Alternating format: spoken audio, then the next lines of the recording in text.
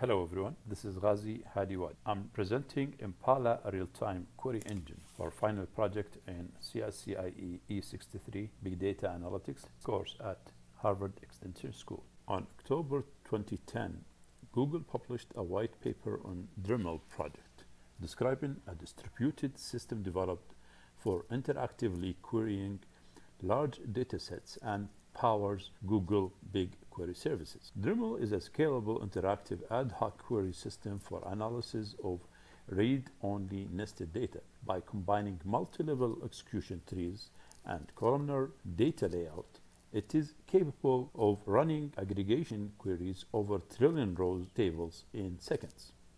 The Dremel white paper was the inspiration for the Cloudera team to bring real-time ad hoc query capability to Apache Hadoop, complementing traditional MapReduce batch processing. Before we drill deeper in the description of Impala and to understand Impala's position in the Hadoop ecosystem, it is necessary to give a brief description of the problems that are solved by Hadoop. The landscape of the database market is currently influenced by the use of relational databases, RDBMS, such as MS SQL, MySQL, and Oracle. RDBMS model is facing constraints that are limiting its use and application. These limits are scalability or volume and speed or velocity. The first constraint limits the size of data to the ranges of gigabytes or terabytes in some cases. The second limitation, speed, is not serving the current set of problems that businesses are faced with, where many are challenged with the need for real-time availability of data processing in a high velocity. With a deluge of information led by the use of Internet of Things, IoT, social networking, and behavioral data, to name few, these limitations are hindering the business ability. Although Hadoop is not a database by itself, it is an alternative data system with processing library and engines. As mentioned earlier, Hadoop is developed to overcome the limitations of RDBMS, to solve problem sets that cannot be solved by RDBMS. The following is a list of some of the techniques and approaches that are used in Hadoop to overcome the RDBMS limitations. 1. The use of massively parallel processing. 2. Use of alternative file system, SDFS. Use data partitioning and MapReduce, limiting transactional use, so there is no update and the data is immutable data. Bringing the code to the data instead of bringing the data to the code. So the code is not pulling from the database as the usual approach we're doing with the conventional RDBMS. No, the code is sent to the database as jar files. The use of wide columnar store, using Schema-on-read instead of a Schema-on-write, and other approaches. While relational databases use Schema-on-write to express relationship between data points in a dense data storage as it is written. This data modeling approach, also called prescriptive data modeling, is good for repetition querying or finding unknown unknowns. Hadoop uses Schema-on-read, also known as descriptive data modeling, where data is copied in its native format and schemas are created at reading time. The reason for this choice is to overcome the following downsides of Schema-on-write. In a Schema-on-write, schemas are typically purpose-built and hard to change. They require considerable modeling implementation effort before being able to work with the data. If a certain type of data cannot be confined in the schema, you cannot effectively store or use it. Unstructured and semi-structured data tend not to be a native fit. Although Schema-on-read approach can be quite expensive because it depends on higher memory and that the data will lack self-documenting, The flexibility provided by using schema-on-read outweighs those of schema-on-write for the following reasons. It gives you massive flexibility over how the data can be consumed, so you will have ETL on the fly. Your raw atomic data can be stored for reference and consumption years into the future. This approach promotes experimentation since the cost of getting it wrong is so low. It helps to speed the time for data generation to availability. Schema-on-read gives you flexibility to store structured, semi-structured, and or loosely or unorganized data. It allows for exploration, which is finding unknown unknowns. The traditional Hadoop design consisted of two parts, HDFS and MapReduce. However, the introduction of YARN, resource management, the file system and storage are separated from MapReduce, and MapReduce became just one of the many applications of Hadoop ecosystem. Impala is part of Cloudera Hadoop distribution, CDH. The Cloudera Hadoop distribution has 5 main areas: storage, HDFS file system, HBase data storage, and Accumulo, which is a key value store based on Google Bigtable. Second, resource management, which is YARN and Llama, which mediates resource management between Cloudera Impala and Hadoop YARN. Third is metadata store. Both Hive and Impala share the same metastore database. For data movement and integration tools, Flume and Scoop to load and unload data between relational database and HDFS files. 5 libraries and application engines for batch processing like Hive and MapReduce, or interactive querying like Impala, or scripting like Pig, or interactive searching like Cloudera Search, streaming processing such as Spark Streaming, and machine learning Mahout and MLab. In this presentation, we are interested in two parts of this ecosystem: the batch processing, which Hive MapReduce, and the interactive querying engine Impala. Hadoop has several engines for data summarization, querying, and analysis. One of these engines is Hive. Hive Data Warehouse software facilitates querying and managing large datasets residing in distributed storage. Hive provides a mechanism to project structure into this data and query the data using SQL-like language called HiveQL. In CDH, you can use Hive or Cloudera Impala. The difference is that Hive is batch processing SQL-like query that produces MapReduce code to accomplish its tasks, while Cloudera Impala does not rely on MapReduce for query and completes its tasks in memory. Hive was originally developed for use at Facebook for those developers who knew SQL code and did not develop in Java. It is a set of libraries that uses HQL. HQL is a SQL-like language that generates MapReduce. The batch nature of Hive means that there will be latency in the results in comparison to what RDBMS SQL users are used to. Hive maps HDFS files to other objects that are familiar to databases users, such as database, roles, tables, columns, etc.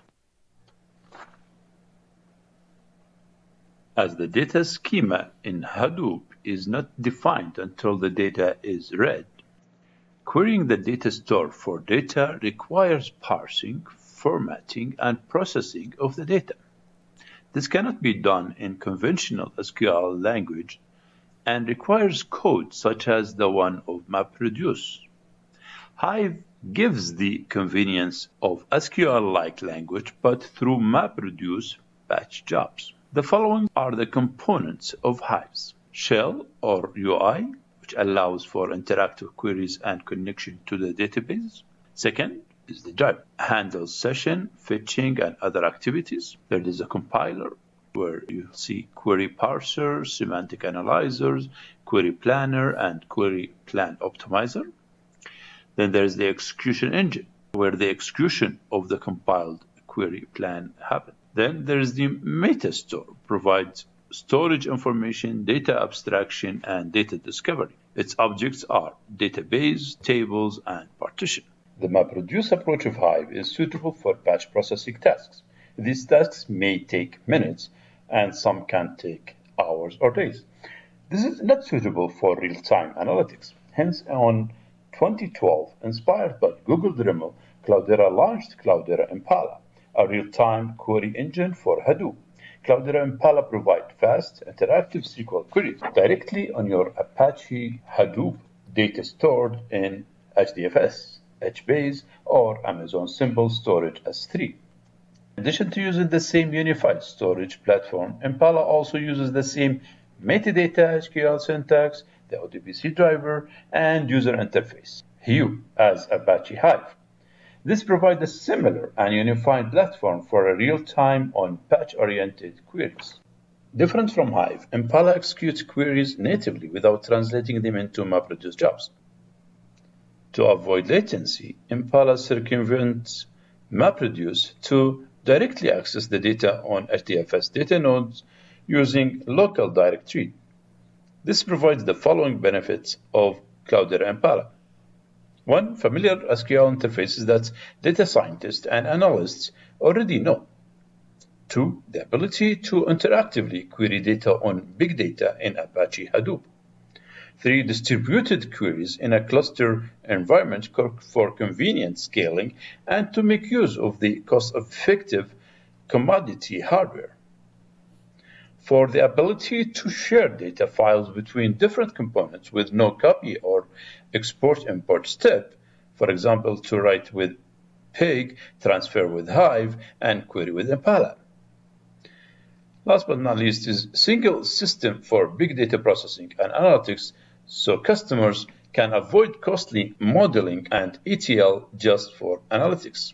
A Cloudera Impala solution is made of the Cloudera Impala Server and other components of the Hadoop ecosystem. They are as follows. Client. Entities including Hue, ODBC client, JDBC client, and the other Impala shell can all interact with Impala. These interfaces are typically used to issue queries or complete administrative tasks such as connecting to Impala.